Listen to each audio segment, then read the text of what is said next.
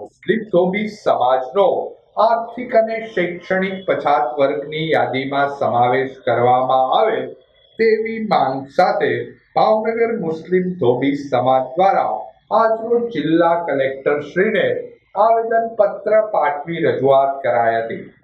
ભાવનગર મુસ્લિમ ધોબી સમાજ દ્વારા જિલ્લા કલેક્ટર શ્રીને અપાયેલ આવેદન પત્રમાં જણાવાયેલ કે મુસ્લિમ ધોબી સમાજ આર્થિક અને શૈક્ષણિક રીતે ખૂબ જ પછાત છે। આર્થિક અને શૈક્ષણિક પછાત વર્ગના લોકોને સરકાર તરફથી મળતા લાભો મુસ્લિમ ધોબી સમાજને પણ મળતા થાય તે માટે સરકારશ્રીની યાદીમાં મુસ્લિમ ધોબી સમાજનો સમાવેશ કરવામાં આવે તેવી માંગ કરાઈ હતી। રજૂઆત પેલા મુસ્લિમ ધોબી સમાજના ભાઈઓ ઉપસ્થિત રહ્યા હતા।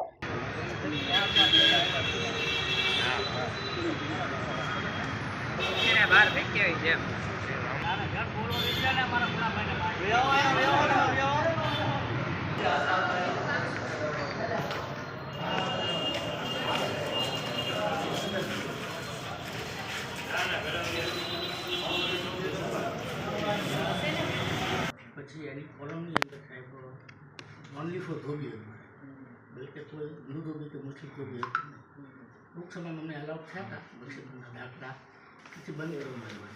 પછી જ્યારે કચેરી હિન્દુ ધોબીને જ આપવામાં ઉલ્લેખ કોઈ એવું નથી મુસ્લિમ ધોબી કે હિન્દુ ધોબી ઓનલી ફોર ધોબી કપડાનો મહેલ સાફ કરે ધોવાનું કામ કરી ધોબી એમાં મુસ્લિમ ધોબી કે હિન્દુ ધોબી। શેખ મુનાફ દાઉદભાઈ ભાવનગર મુસ્લિમ ધોબી સમાજ તરફથી કલેક્ટરશ્રીને આવેદનપત્ર આપવામાં આવેલ છે।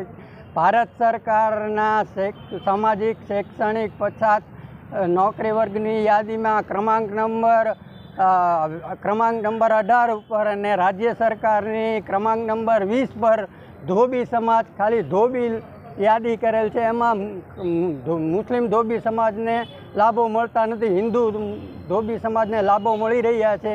આથી અમે ક્રમાંક નંબર 20માં રાજ્ય સરકારના જે પરિપત્ર છે તેમાં સુધારો કરીને મુસ્લિમ ધોબી સમાજને પણ આમાં સામેલ કરવાની વિનંતી અમારી છે અને કલેક્ટર સાહેબને આવેદનપત્ર આપેલ છે।